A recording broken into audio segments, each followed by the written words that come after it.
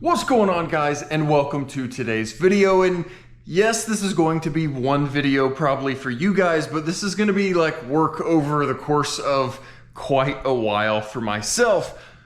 I am finally tearing apart my personal 4.7 liter, my cheap Jeep, the engine that I have needed to take apart for a very long time. Now, is it broken? No, absolutely not. And that's been the hardest part getting motivated on this project, is the fact that I really hate the thought of tearing apart a perfectly good engine. But that's what I've needed to do. Now, the main reason for taking this apart is the fact that this thing smokes. 4.7s and 3.7s have valve stem seals that get worn out and they start burning oil. Now, pretty much once they're over 100,000 miles, they start burning oil. Normally you have the catalytic converter in the exhaust that is kind of catching most of that and it burns it. It doesn't really show itself as aggressively.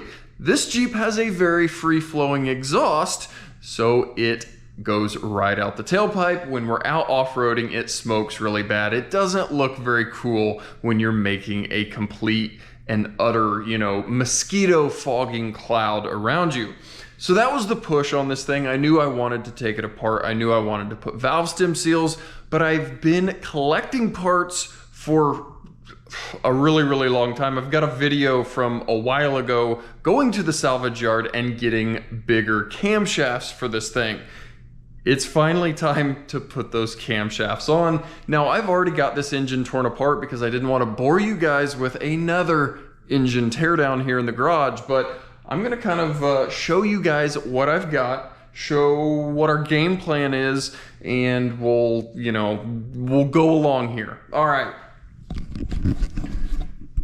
So first things first, as you guys can see, we have a 4.7 liter torn down to a short block in vehicle. I've got these cylinder heads pulled out, stripped down for the most part so they can be sent out to the machine shop. Now, no, they aren't warped from overheating, but I would just like a fresh, clean mating surface for our new head gaskets before we go back on the engine. Now, valve stem seals, they are inside of our valve springs. We'll have to pull the keepers off, the retainers off, and then we can get our valve stem seals replaced. But while we have the valves out, we're gonna clean the valves. We'll probably lap the valves. And then when we go back together, we'll obviously install our new seals. But I have new springs. Now, what do we have here? These are kind of a hodgepodge of springs because 4.7s are getting kind of old, so parts are getting discontinued. I believe I have 8 4.7 HO intake springs, and HO exhaust springs are unfortunately discontinued. So I just have a set of 8 factory standard output exhaust springs. Now, what was my thought there? I wanted fresh, new springs because we are putting those 2008 camshafts in this thing. As you guys see here are the factory camshafts. These are 2008 camshafts, and the intake lobe is a lot taller than the standard output camshafts. These are even slightly more aggressive than a 4.7 liter HO. So this will be kind of a cool factory hot rod power mod on a earlier 4.7, is putting these later model 08 and up 4.7 liter camshafts. Now, along with our 4.7 liter camshafts, we are going to be doing 2008 4.7 liter rocker arms, and I've got both of those laid out here so we can kind of look at the differences. Now, if you guys can see, let me get a light here, maybe. Here is our old style 4.7 liter rocker arm. Now, yes, it does have a little more material, but these are supposedly stronger. And if you look, we have a huge oil squirter hole versus these 08 nups have this teeny little pinhole. Now what that does, that is sitting under the camshaft.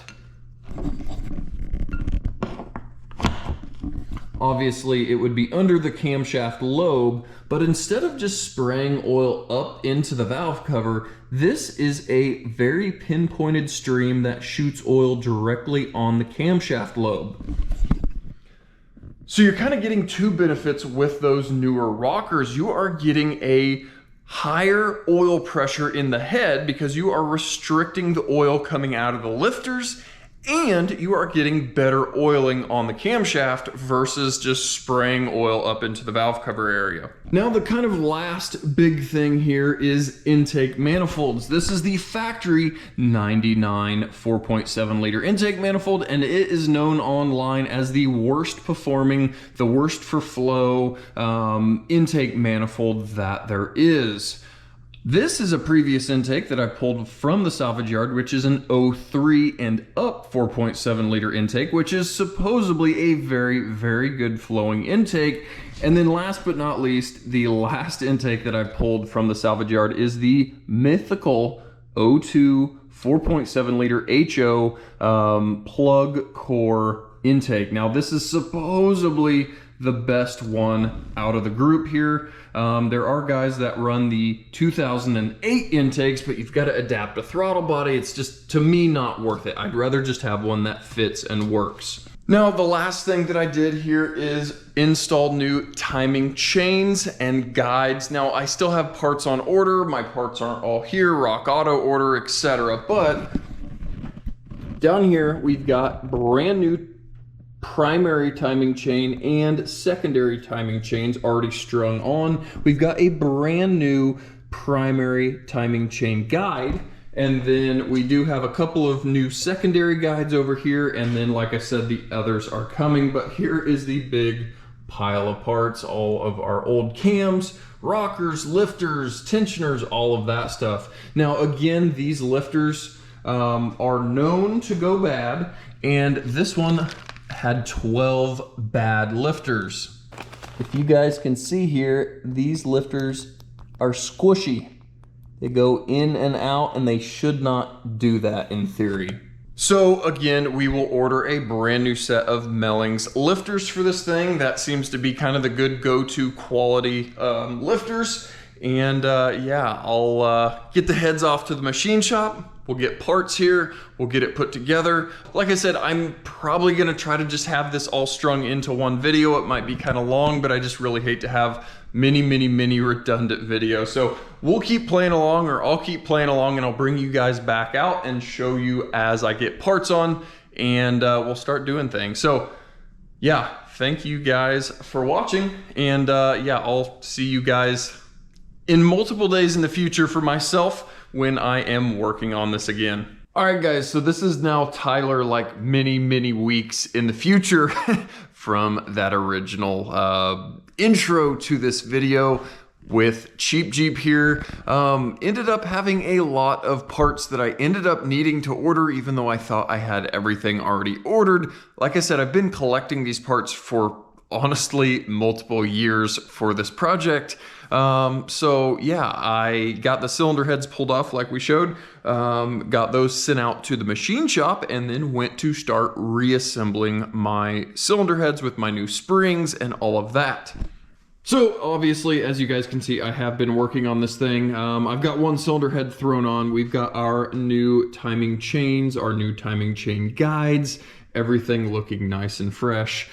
This is our new 2008 camshaft, 2008 rocker arms. We've got our new lifters installed, everything as fresh, you know, as it can be here. Now I wanted to show you guys, you know, valve lapping and all of that.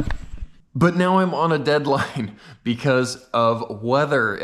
Yes, I'm in a garage, so no, I don't have to worry about rain, but it has been, the last week has been like below freezing, very cold mornings, hardly warming up. I've got like 2 or 3 days worth of 50 degree days. So by the time I get home from work, you know, it's still at least not frigidly cold out here in the garage. So unfortunately, I don't have as much time as I would like to show you guys all the cool stuff. But, you know, like I said, I lapped the valves on these new heads after the machine shop had their, you know, had the machining done, and got my new springs installed, and I did stake these valves.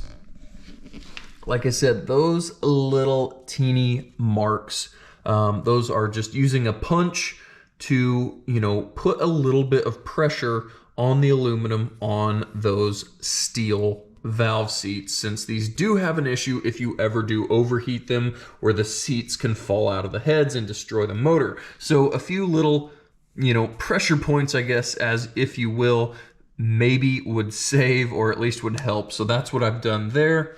Now guys, here's the top side of that assembled cylinder head, and this was my big issue. I have my new valve springs. My intake springs are 4.7 high output springs. My exhaust springs are just new, brand new part number standard output springs, since the high output exhaust springs are discontinued. But all of the new part number stuff changes to beehive springs, which is just the shape of this top part of the spring. The old factory 99 springs were a straight cut spring, so all of my valve retainers would not fit. So I had to order 16 new style beehive Mopar valve spring retainers, and then I was able to reassemble all of the valves. And just getting those retainers put me another week behind schedule on this project, because I was, again, waiting for parts. So, which of course meant a little less, you know, viewing or stuff that I wanted to show you guys, since now, of course, I'm pressed for time. But I did get all new exhaust manifold bolts. So every single bolt is a brand new Mopar bolt that holds both manifolds on. Those aren't terribly common to break on 4.7, or at least second gens. They are common on third gen Grand Cherokees, but I have seen a few of them in some of these Jeeps that I bought. So again, this one's my personal. I'm kind of no expense spared kind of on this project. So yeah, that's why I've got brand new bolts. Again, we already talked about those rockers, those 08 rockers with the much smaller oiling hole versus the big huge hole here on the old 99 rockers. And I guess last but not least, the thing I didn't really talk to you guys about in that initial intro was my new fuel injectors. My factory fuel injectors are, again, just the factory 4.7 liter fuel injectors, and you guys won't be able to see, but these only have two nozzles or holes in the tip of the fuel injector. Now what I've got to replace them is like 06 through 08-ish GM 4-cylinder Ecotech fuel injectors, which is a very weird thing. But instead of just 2 little holes on the end of this fuel injector, it has 12 holes, and it only flows just slightly more than the factory fuel injector, and the ohms, or the resistance, is almost identical. So it's kind of a common, or at least a somewhat known swap in the 4.7 world to put those GM Ecotech, there's again a certain year range that is the correct range for these things, and throw those into your 3.7 or 4.7, supposedly pick up a little fuel economy, and supposedly pick up a little bit of power or pickup or whatever you want to say, since that fuel is so much more atomized. 12 little nozzles spraying versus just 2, so it's a lot finer mist.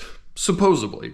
So yeah, we're gonna throw all this stuff in at once, so we won't really know if one thing helped or not. But again, it's just all these parts that I've been collecting forever that I'm finally getting to throw on this thing.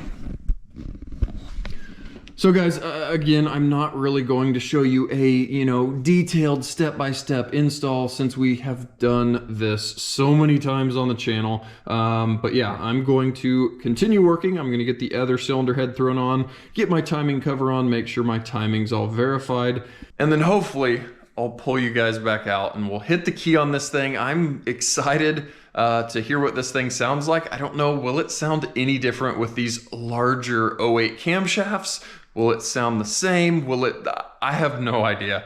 I'm just excited to get this thing running again because it's been sitting torn apart in this garage for far too many weeks waiting on parts. All right, guys, it's the next day now. I've worked on it after I left off on that last little bit and then worked on it obviously more. So I'll show you where I'm currently at. Again, I'm not showing you a time lapse of the whole thing. I'm just kind of showing you bits and pieces as I'm getting this thing together. Because like I said, I am working on a timeline. We've got cold weather coming in again. So I just have a few days here where I'm kind of mad rushing this back together. And of course I was waiting on parts.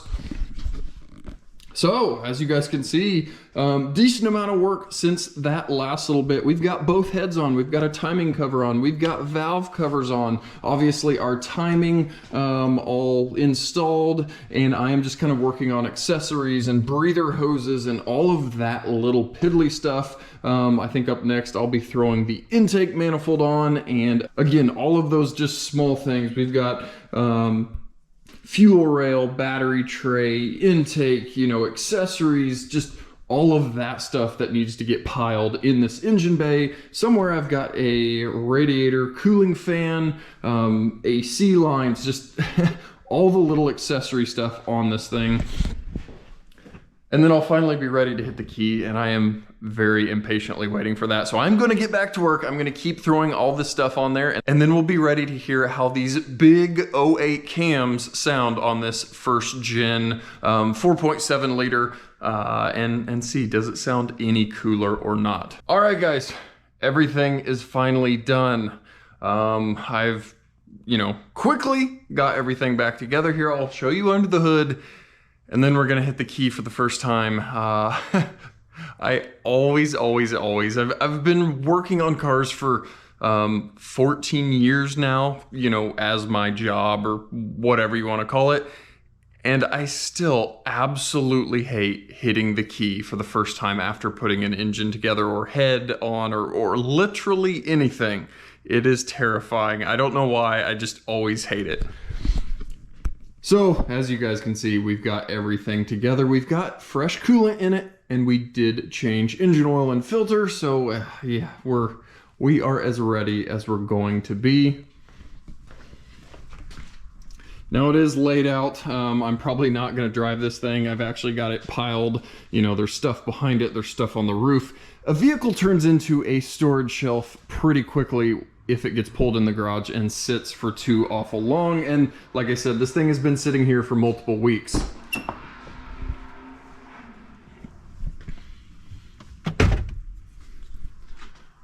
So I'm going to turn the key on, at least prime the fuel pump a couple of times. So turning the key on and then turning the key off, again turning the key on.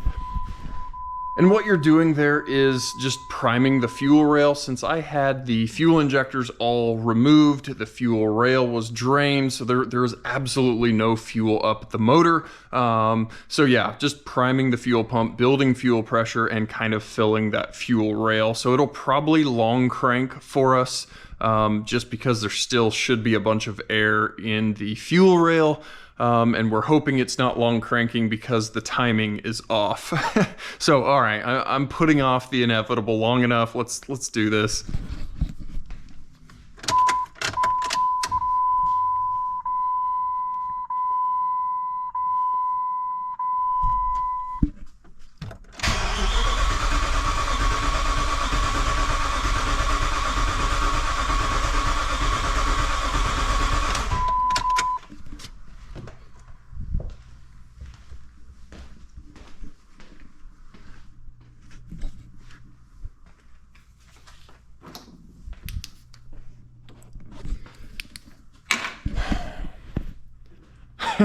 Okay guys, so this is real life. Just went in there, cranked on it. I was getting ready to cut the camera because I went, oh my God, something's bad. It's out of time. Something horrible's happened, and then it dawned on me. Did I plug in the cam sensor on the cylinder head that I had off? And no, I didn't. I don't know if you guys could see way down there. No, you guys can't see anything. Oh yeah, there's the connector dangling off the side of the cylinder head. So without a cam sensor signal, it's not going to run very well. So I'm going to try to reach my hand back down this engine bay that is all the way put together now and get that plugged in, and then we'll hit the key one more time. All right, just like that, we have a cam sensor signal to the PCM. That is very important to start a motor, guys. Now, did I do that on purpose? Oh, yes, absolutely. I was priming the oil system. That's why I purposely left that unplugged.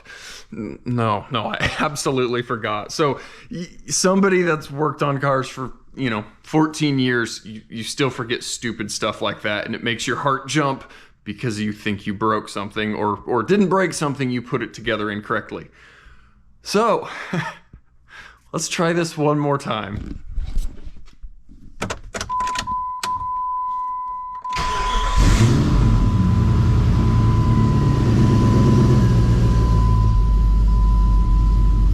Hey, look at that, guys. We have a running 4.7. We're gonna turn some heat on to make sure we've got coolant flowing through our heater core, and we're up here watching oil pressure, and yeah, we've got good oil pressure. That's always good. But for the most part, it sounds pretty darn normal. We are blowing exhaust smoke on Mountain Dew here, so that's how you season your Mountain Dew, but again, it sounds pretty darn normal, pretty darn happy. And what a relief. Again, like I said, I hate starting stuff up for the first time after a rebuild or a build or whatever you want to call what we did here today. But yeah, it runs. So can I go drive it right now? No, absolutely not, because the black Jeep is in the way and there's stuff all piled around it. But I am probably going to continue this video into tomorrow for myself, and we'll at least go out and drive the thing and make sure it runs fine. Supposedly this thing should feel more powerful. We've got those fuel injectors, we've got the intake, we've got the the cams. We've got all of this new stuff that should make this thing feel really good. We've got new lifters. Like we pointed out, we had a bunch of lifters that were squishy, so in theory they wouldn't have been pumped up, or maybe not been pumping up all the way. Reduced power because reduced lift. I don't know, guys. All of that should have been hurting power. So yeah, we have a running cheap Jeep again, and like I said, I'll continue this into tomorrow, and we'll go out and drive the thing. All right, guys, so it is the next day for myself here, but we're at least gonna go out and get this thing a lap around the block, see how it feels or sounds. It probably feels the same, but yeah, we'll at least go get a lap around the block and finally close out this long cut together video that's taken me weeks to do. So I guess I don't really know what I'm expecting for power or feel. I mean, we've changed so much stuff. Our fuel injectors, our intake manifold, our camshafts, our valve springs. We've just changed a whole lot of stuff all at once, and it will honestly probably take the engine a decent couple of miles to start adjusting fuel trims, because these injectors do flow slightly more than the previous one. So I mean, it's going to have to accommodate for those slightly higher flow fuel injectors. But just the fact that the Jeep is running again makes me feel very happy. So yeah.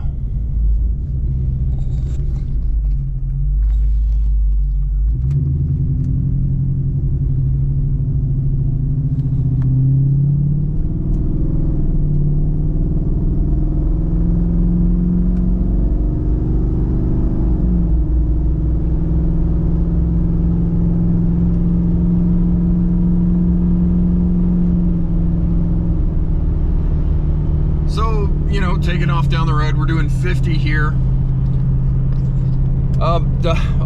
Honestly, doesn't really feel much different there on takeoff. The exhaust note is different though. It's a little raspier or something. Just, it didn't really do that weird resonance thing. I don't know if you guys could hear that on camera, but just acceleration, it didn't used to kind of do a weird resonance noise, and it wasn't really a good noise that it did, but yeah, it didn't really have that before. But with different, you know, exhaust duration or lift and intake lift and duration, I would assume that's going to change, you know, the exhaust note ever so slightly when you are, you know, under load, under power, whatever you want to call it. So I'm assuming that's what I'm hearing, but no, it's driving smoothly. It doesn't seem to be doing anything goofy. But does it feel like it got another, you know, 50 horsepower? No, not really. What will be kind of interesting to see is on the highway, when we're going to an off-road spot, we've got the heavier mud terrains on. This thing a lot of the times would feel pretty darn labored. Once you're, you know, like I said, 75 mile an hour on the highway, needing to accelerate or pass, this thing felt pretty doggy up at those speeds. Will this fix it? I really don't know. I'll have to wait until our next trip when it's loaded up with gear and tools in the back, the wheels and tires on it that are even heavier than these, and see how those highway manners feel. Because that's one of the things that I did kind of notice was different. The Buddies 47HO, you know, I'd always comment to him, man, does yours feel like a dog and have to downshift to maintain or accelerate? And he'd always, no, not really. So it will be interesting to see if this kind of fixes that, if it changes it. I really don't know, guys. But so yeah, guys, I hope you're still watching till the end here. If you are, thank you so much. I understand I didn't really show much of the actual work or process, but again, like always, I was on a time crunch. I needed to get stuff done quickly, which filming kind of really kills that. So got the engine thrown back together, and we are now out driving it. So yeah, guys, I think that's gonna do it for the Cheap Jeep engine refresh, rebuild, whatever you want to call it, guys. And as always, thank you so much for watching, and we'll catch you guys next time.